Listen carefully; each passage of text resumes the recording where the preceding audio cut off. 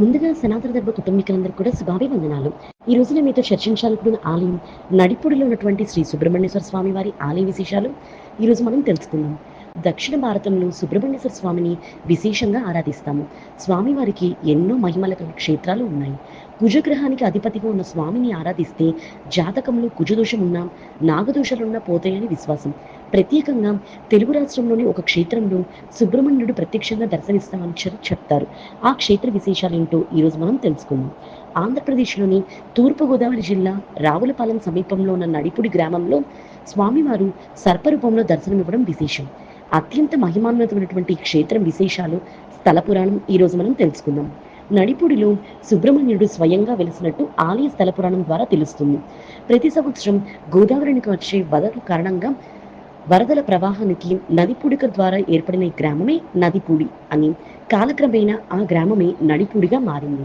1973 సంవత్సరంలో ఈ ఆలయం జీర్ణోద్ధరణ కార్యక్రమము శ్రీ వల్లి దేవసేన సమేత సుబ్రహ్మణ్యేశ్వర స్వామి వార్ల విగ్రహ ప్రతిష్ట జరిగింది.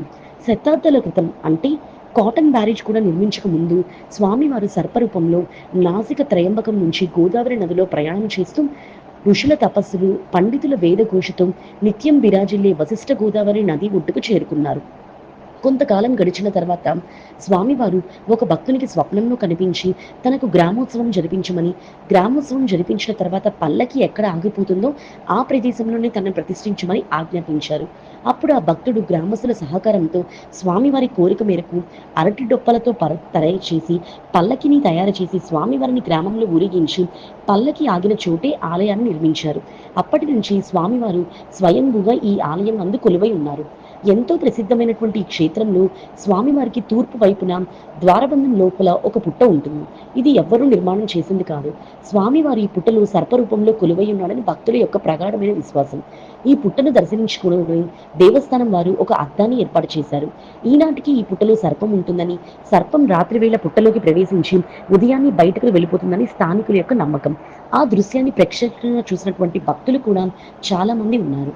కుజదోషాలు, సర్పదోషాలు బాధపడే వారు ఈ క్షేత్ర దర్శనం చేయడం వలన ఆ దోషాల నుంచి విముక్తి లభిస్తుందని చెప్తారు. ఈ ఆలయంలో స్వామివారికి ప్రతిరోజు అభిషేకం, కళ్యాణం జరుగుతాయి. మార్గశిర శుద్ధ పంచమి నాడు స్వామివారి కళ్యాణం అత్యంత వైభవంగా జరుగుతుంది. మార్గశిర శుద్ధ షష్ఠి, సుబ్రహ్మణ్యేశ్వర షష్ఠి వంటి పర్వదినాల్లో ఈ క్షేత్రంను దర్శించిన భక్తులు సంఖ్య అధికంగా ఉంటుంది. ఆ రోజు రథోత్సవం, తిరునాళ్లు వేడుకగా జరుగుతాయి. ఆషాఢ శుద్ధ షష్ఠి, కృత్తిక నక్షత్రం కోసం విశేష పూజలు జరుగుతాయి. శ్రావణ శుద్ధ పంచమి రోజున స్వామివారికి క్షీరాభిషేకాలు జరుగుతాయి. నాగుల చవితి, స్కంద షష్ఠి రోజున స్వామివారికి పాలాభిషేకాలు జరుగుతాయి. మరి తెలుసుకున్నారు కదా నడిపూడిలో ఉన్నటువంటి శ్రీ సుబ్రహ్మణ్యేశ్వర స్వామి వారి ఆలయ విశేషాలు. ఈ వీడియోలో చూసిన మీ అందరికీ కూడా కృతజ్ఞతలు. ముందుగా